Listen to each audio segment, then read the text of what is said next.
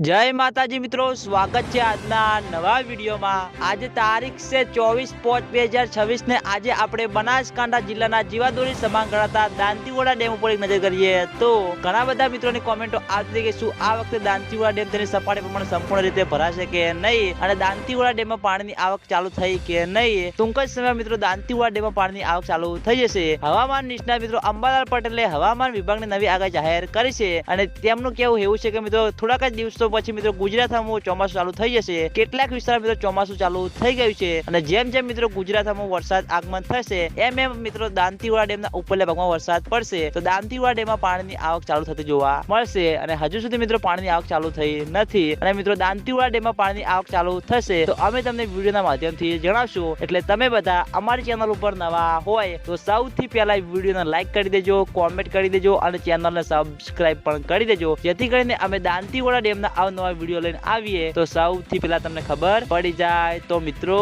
જય માતાજી।